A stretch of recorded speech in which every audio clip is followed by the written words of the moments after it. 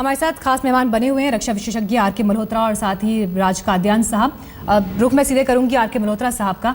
Sir, एक अहम बात यहाँ पर यह आती है, भारत पाकिस्तान रिश्तों की जब भी हम बात करते हैं, बहुत परतों में ये रिश्ते हैं और समझना इतना आसान भी नहीं है। लेकिन जब हम इंटरनेशनल प्रेशर की बात करते हैं तो क्या वहां पर प्रधानमंत्री नवाज शरीफ के ऊपर इंटरनेशनल प्रेशर नहीं होगा जब ये आरोप लगे कि बातचीत इसलिए रद्द हुई क्योंकि आतंकवादी गतिविधियां उनके देश से, उनकी सरजमी से भारत पर नहीं रुकी?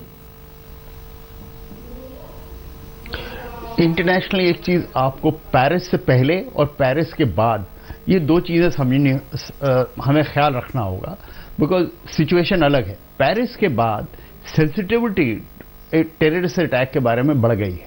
तो जिस प्रेशर की आप बात कर रहे हैं कि बातचीत कर रहे हैं या नहीं कर रहे हैं, उसमें थोड़ा फर्क ये आया है कि टेररिज्म के बारे में इंटरनेशनली ओपिनियन ये बना है कि इसको टॉलरेट नहीं किया जाएगा, और ये कहना कि अच्छे टेररिस्ट और बुरे टेररिस्ट वगैरह, इन चीज़ों की डेफिनेशन में थोड़ा फर्क आया।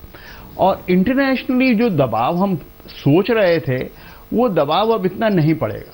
और स्पेशली जब पहल की हमारे प्रधानमंत्री ने जाके उस माहौल को सुधारने की और उसके बाद ये टेररिस्ट अटैक हुआ, तो ये एक अलग चीज़ है। इंडिया की पोजीशन, उससे ज़्यादा स्ट्रेंथ मिलती है इंडिया की पोजीशन को बनस्पत इसके कि इंडिया के ऊपर कोई प्रेशर है। अगर प्रेशर है तो पाकिस्तान के ऊपर ये प्रेशर होगा। लेकिन हमारी एक और प्रॉब्लम, अभी होम मिनिस्टर साहब बोल रहे थे कि हम उनका मुंह तोड़ जवाब देंगे। अब हमारे पास तंत्र क्या है मुंह तोड़ जवाब देने का? पाकिस्तान के बाद तो ये एसिमेट्री है जहां वो इस किस्म के टेररिस्ट भेज सकते हैं, आईएसआई एक्टिविटीज कर सकते हैं। हमारे पास देश की सुरक्षा सेनाओं के अलावा कोई ऐसा जरिया नहीं है जहां उन फोर्सेस को जो माहौल को बिगाड़ने की कोशिश करते हैं उनको समझाया जाए कि पॉलिटिकल लीडरशिप अगर कुछ रिश्ते सुधारना चाहती है और आप बिगाड़ना चाहते हैं तो हम आपको भी हर्ट कर सकते हैं। तो उस किस्म का तंत्र अभी भारत ने एक डेमोक्रेसी और एक ऐसे देश के बारे में जहां टेररिज्म को बढ़ावा नहीं दिया जाता, इस किस्म का हमने कोई तंत्र क्रिएट ही नहीं किया। तो अल्टीमेटली क्या होगा, या full scale war, conventional war, या फिर पॉलिटिकल डिप्लोमेटिक और पॉलिटिकल बातचीत। तो हमें जरूरी है कि भारत के पास भी ऐसी काबिलियत होनी चाहिए कि हम एक फोर्थ जनरेशन वॉरफेयर जिसको कहते हैं, उस किस्म की काबिलियत हम अपने आप में पैदा करें। बिल्कुल। अब देखिए, 3 स्तर पे बातचीत हो रही है। उसके बाद एक पॉलिटिकल लेवल पे हो रही है, एक स्ट्रैटेजिक लेवल पे हो रही है, एक टैक्टिकल लेवल पे हो रही है। पॉलिटिकल लेवल पे बातचीत अब आप देख रहे हैं कि होम मिनिस्टर, डिफेंस मिनिस्टर और प्रधानमंत्री मिल रहे हैं, तीनों चीफ साथ।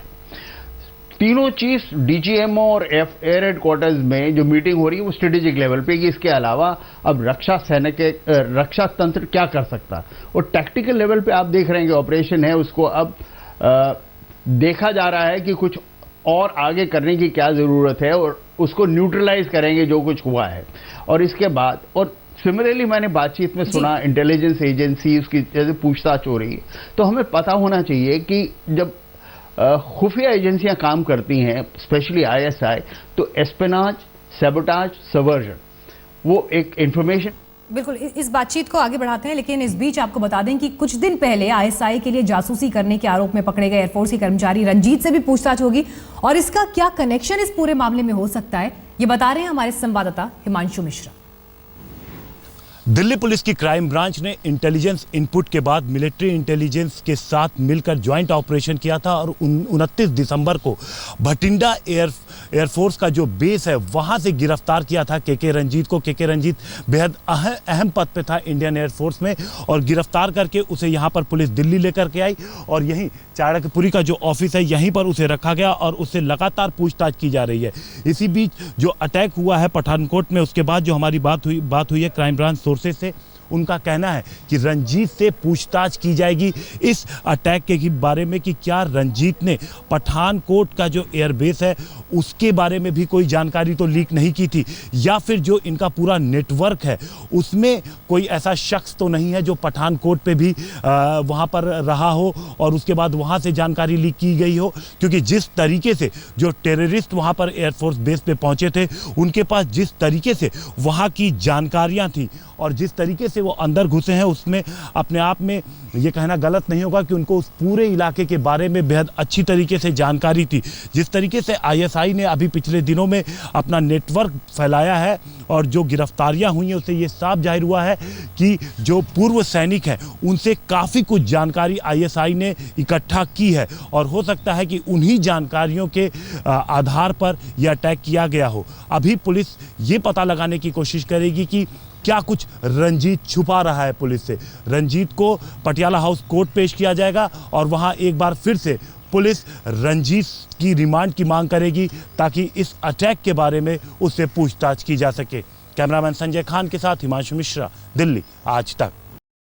और इस बीच पठानकोट हमले से जुड़ी बड़ी खबर आ रही है। तलाशी अभियान के दौरान पुलिस को अहम जानकारी हाथ लगी है और इस हमले में जैश ए मोहम्मद का हाथ होने का शक है, क्योंकि गाड़ी जिसमें ये सवार होकर आए थे वहां से जैश ए मोहम्मद के निशान मिले हैं। पेपर के टुकड़े मिले हैं जिनमें जैश का नाम लिखा गया है और ये तलाशी अभियान के दौरान ये जानकारी पुलिस के हाथ लगी। जिस गाड़ी में सवार होकर, जिस कार में सवार होकर ये आतंकवादी आए थे उसमें जैश ए मोहम्मद का नाम लिखे हुए कागज मिले हैं और उसके बाद आपको बता दें कार के ड्राइवर की मौत हुई, लेकिन यहाँ से जो पेपर मिले हैं उसमें जैश ए मोहम्मद का निशान शामिल है। और अब यहाँ पर सवाल ये भी उठ रहा है, जैसे पहले भी अपडेट्स मिल रहे थे कि लश्कर और जैश के हाथ होने की आशंका है, तो यहाँ पर एक खबर इस तस्वीर को साफ करते हुए कि जैश ए मोहम्मद का इसमें हाथ है। हमारे तमाम मेहमान हमारे साथ बने हुए हैं। राज कादियान साहब, ये जो खबर अभी इस वक्त आ रही है, इससे पहले लश्कर की साजिश से कहा जा रहा था, लेकिन अब जैश का नाम यहाँ सामने आ रहा है, कैसे आप इसको देख रहे हैं? नहीं, देखिए, चाहे वो अटैक लश्कर से आए या जैश मोहम्मद से आए, हमारे लिए अटैक अटैक है। ये पाकिस्तान का अंदरूनी मामला है कि किस तरीके से अपने आतंकवादियों को कंट्रोल करते हैं।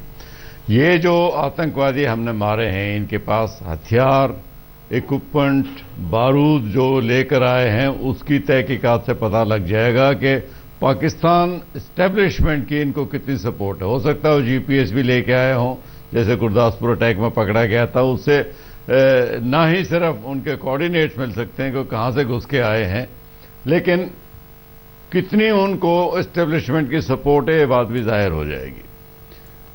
अभी देखना यह है कि पाकिस्तानी एस्टेब्लिशमेंट, चाहे वो आर्मी हो चाहे वो आईएसआई हो, मेरे हिसाब से दोनों एक ही, क्योंकि आईएसआई के हेड भी हमेशा एक फौजी लोग होते हैं। वो किस तरीके से पाकिस्तान की पॉलिटिकल लीडरशिप हमारे साथ है, उसमें शक नहीं होना चाहिए। नवाज शरीफ की इंटेंशन में हमें कभी शक नहीं हुआ, लेकिन उनकी काबिलियत में ज़रूर शक है, वो अभी भी है। तो जब तक पाकिस्तान अपनी अंदरूनी हालात को नहीं सुधारेगा, ये अटैक होते रहेंगे। आपने पूछा दूसरा सवाल कि क्या ये वार्तालाप चलना चाहिए, मेरे हिसाब से यस, ये चलना चाहिए। ये छोटी मोटी हरकत होती रहेंगी, लेकिन अब और वार्तालाप के बीच में भी अरसा है।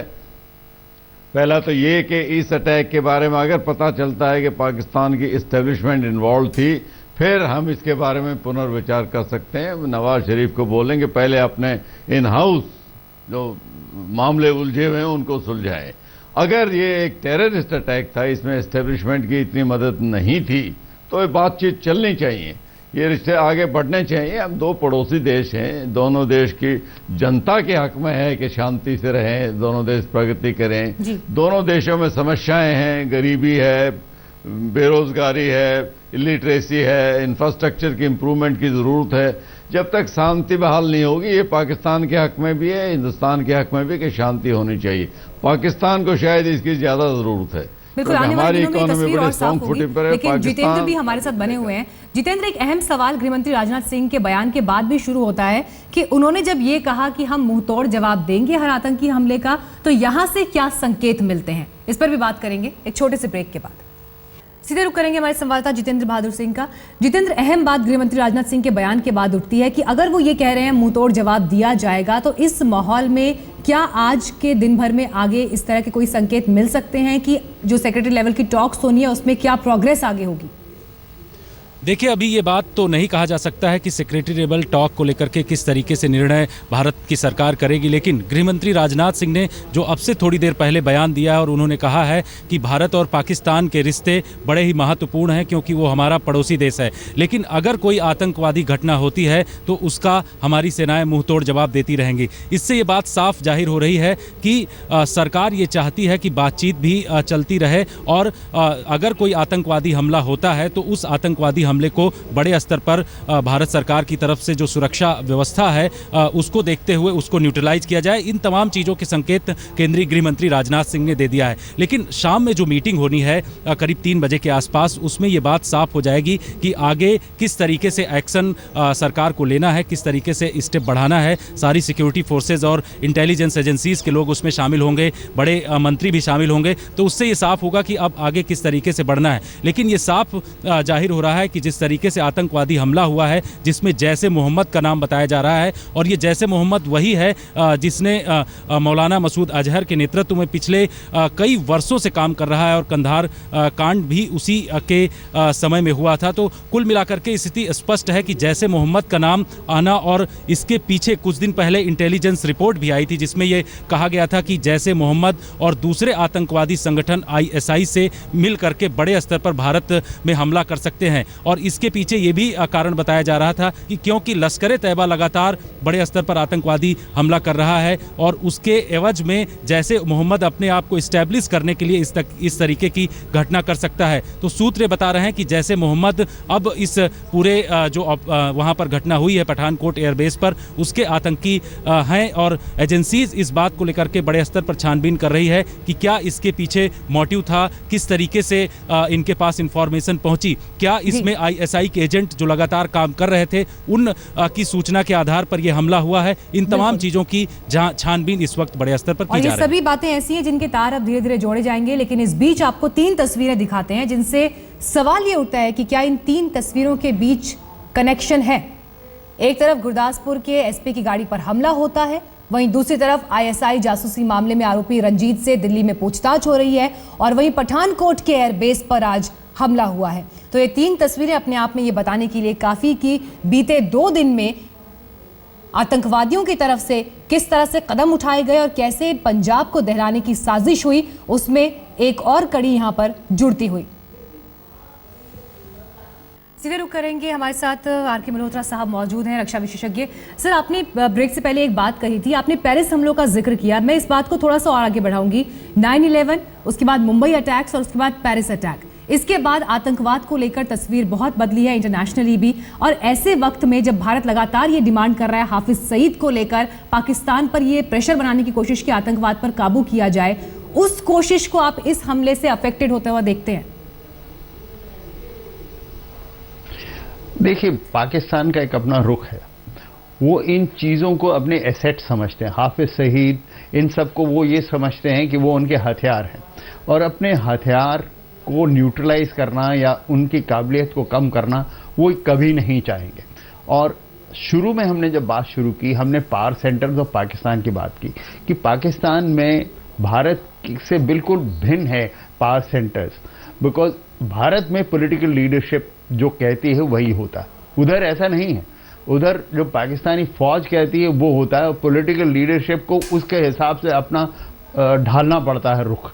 तो हाफिज सईद, ये जो मर्जी इंटरनेशनल प्रेशर हो, पर वो इन चीज़ों को ब्लंट नहीं होने देंगे, और ये अपनी काबिलियत भारत के खिलाफ कुछ करने की वो हमेशा रिटेन रखेंगे। तो ये अगर भारत सोचता है कि उनके ऊपर कोई काबू करेगा या कंट्रोल करेगा, तो ये खुशफहमी होगी भारत के लिए, ऐसा हो नहीं सकता।